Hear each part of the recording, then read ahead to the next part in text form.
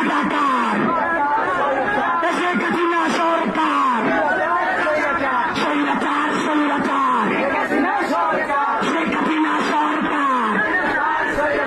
বাধা হবে যেখানে, লড়াই হবে সেখানে, রক্তের বন্যায়।